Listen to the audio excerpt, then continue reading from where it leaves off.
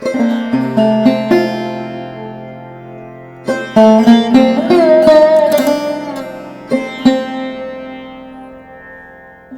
हम आए हैं गोंडा।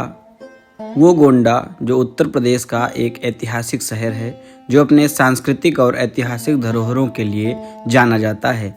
इस शहर की एक महत्वपूर्ण धरोहर है बारादरी, जो अपने स्थापत्य कला और ऐतिहासिक महत्व के लिए प्रसिद्ध है।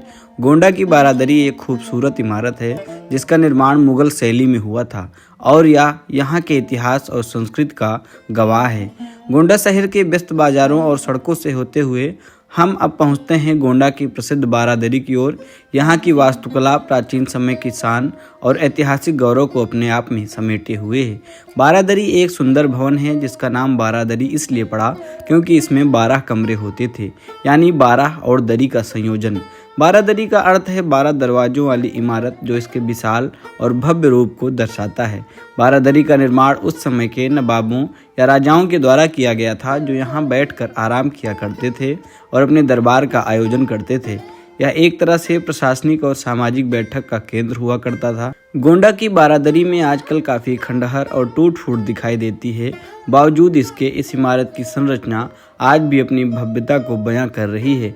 यहाँ की नक्काशी, मीनारें और प्रवेश द्वार सभी कुछ उस समय की कला और स्थापत्य की उत्कृष्टता को दर्शाते हैं।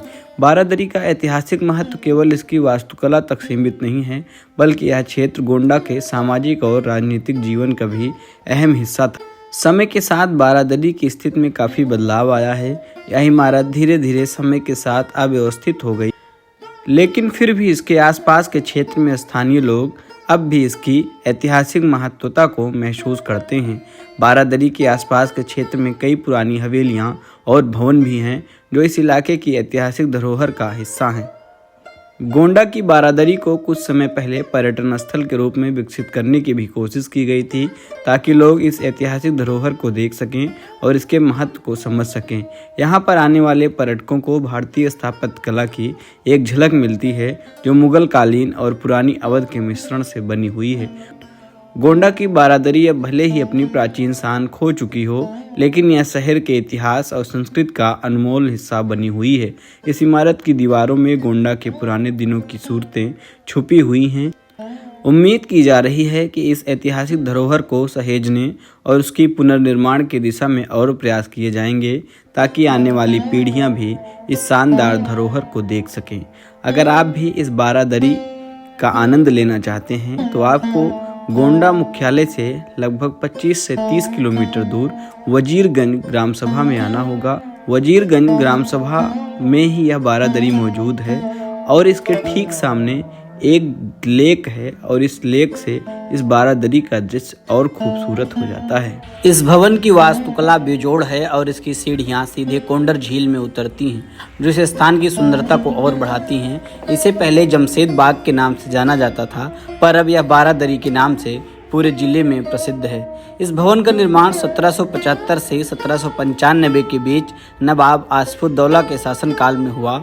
इसमें एक मस्जिद, न्यायालय और कई अन्य भवन भी शामिल थे, जो अब नष्ट हो चुके हैं। माना जाता है कि अंग्रेजों द्वारा अचानक किए गए हमले के कारण इस भवन का निर्माण अधूरा रह गया था। इसकी सुरक्षा के लिए 20 फुट ऊंची व लगभग 4 फुट चौड़ी चहारदीवारी बनाई गई थी। चहारदीवारी की सुरक्षा की दृष्टि से ऐसे मोढ़े बनाए गए थे, जिसके जरिए सैनिक बाहरी क्षेत्रों पर नजर रखते थे। जरूरत पड़ने पर स्वयं को सुरक्षित रखते हुए बाहरी आक्रमण से आसानी से निपट लेते। उक्त क्षेत्र अभेद दुर्ग था। चहारदीवारी के अंदर अनेक भवन बने थे, जिसमें न्यायालय आदि स्थापित थे। आसपास का क्षेत्र घने पेड़ों से आच्छादित था। इसमें फलदार वृक्ष थे। नवाब आसिफउद्दौला छुट्टियां बिताने इस सुरक्षित स्थान पर आया करते थे। यहीं से कुछ दिन तक राज्य का संचालन भी करते थे। ये सन 1775 से 1795 के बीच में नवाब आसिफउद्दौला जी के द्वारा बनवाया गया था। उन्होंने ये बनवाया था, अपने राजपाट से दूर यहाँ आते थे, अपने पत्नी के साथ आराम गाह बना रखे थे, इसको आराम करने आते थे। यहाँ एक महीने रह के छुट्टी में समय बिता के तब जाते थे और यहीं पे रहते हुए उसी 1 महीने के दौरान किसी महीने में उनकी पत्नी का यहीं देहांत हो गया था, तो बगल में ही यहीं अपनी पत्नी का वो कब्रगाह बना के भी गए हैं। यहीं पे उनका पत्नी को दफना दिए थे और अंग्रेज़ों का हमला हो गया था, इसीलिए इसका निर्माण अधूरा रह गया था। नहीं, इसका निर्माण और आगे होना था, लेकिन उसी समय अंग्रेज़ों ने हमला किया तो इसका निर्माण अधूरा रोक दिया गया। तो अभी इस ऐतिहासिक स्थल का जो है उपयोग आप लोग किस तरह करते हैं? अभी इस पे हम लोगों ने पिछले साल अपने कमिश्नर साहब का जन्मदिन मनाया था। डीएम नेहा शर्मा जी के द्वारा प्रोग्राम रखा गया था। तब से यहाँ पे प्रतिदिन 2-4-5 जन्मदिन मनाने कोई ना कोई, या घूमने टहलने, फ़ोटो खिंचाने, सेल्फी लेने बहुत सारे लोग आते रहते हैं।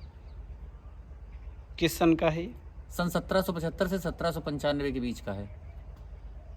तो ये पुरातत्व विभाग द्वारा भी कभी इस पे जांच के लिए कोई आया? पुरातत्व विभाग के संरक्षित था पहले ये, अभी इसी साल ये पुरातत्व विभाग के संरक्षण से हटा है। अभी तक ये पुरातत्व विभाग के अंडर में था, अब ये पर्यटन विभाग के अंडर में है।